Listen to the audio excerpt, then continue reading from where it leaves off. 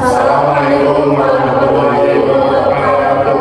Kami dari kelompok 3 mata kuliah Islam dan Disiplin Ilmu akan mempresentasikan mengenai penggunaan media sosial bagi anak dalam perspektif Islam. Sebelumnya ingin memperkenalkan diri, saya Lucy Melanie Rahmawati dengan NPM 235211058. Saya Farhan Yogi Indrawan dengan NPM 2352070.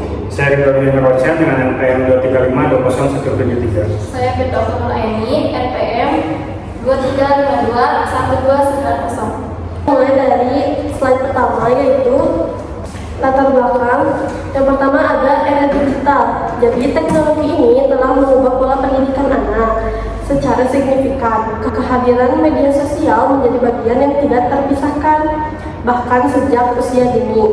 Anak adalah amanah.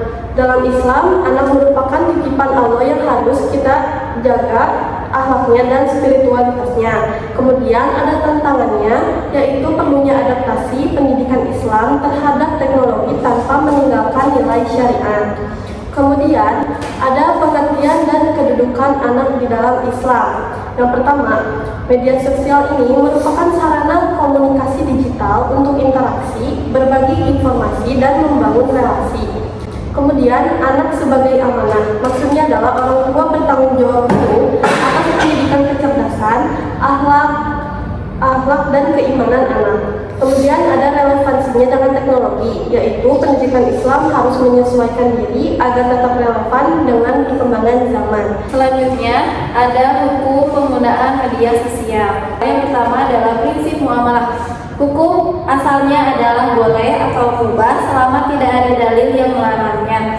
Pertimbangan manfaat dan mudarat, jika membawa manfaat maka diperbolehkan, jika lebih banyak membawa kerusakan maka harus dibatasi. Fakta MUI, penggunaan diperbolehkan selama tidak melanggar nilai agama, etika, komunikasi, dan norma sosial. Selanjutnya, dampak media sosial bagi anak.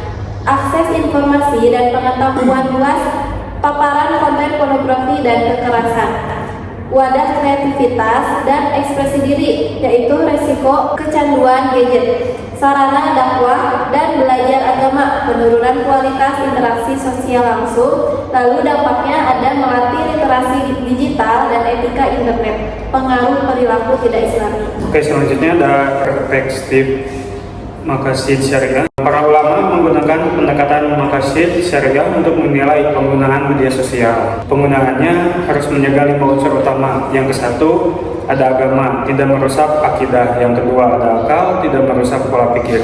Yang ketiga ada moral atau keturunan, tidak merusak akhlak. Yang keempat ada jiwa, tidak membahayakan diri. Dan yang kelima ada harta, tidak bersifat konsumtif atau boros. Selanjutnya ada peran strategis orang tua, digital parenting. Tanggung jawab orang tua adalah pengawasan utama perilaku digital anak. Literasi digital, memberikan edukasi tentang cara bijak bermedia sosial. Komunikasi terbuka, membangun diskusi tanpa konflik agar anak merasa aman bercerita tentang pengalaman digitalnya. Dan yang terakhir ada kontrol akses, membatasi waktu dan menyaring konten yang tidak sesuai.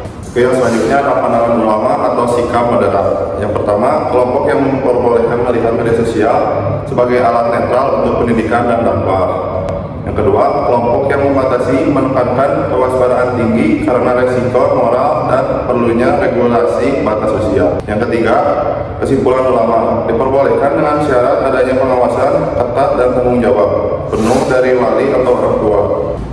Yang selanjutnya, kesimpulan media sosial adalah sarana muamalah yang bermanfaat jika digunakan secara benar. Kunci keberhasilan terletak pada pendampingan orang tua dan literasi digital yang kuat.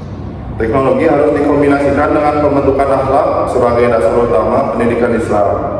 Yang terakhir, mari menciptakan lingkungan digital yang sehat demi masa depan generasi yang cerdas dan berakhlak tua karimah. Baik, sekian presentasi dari kelompok 3. Mohon maaf bila ada kesalahan. Wassalamualaikum warahmatullahi wabarakatuh.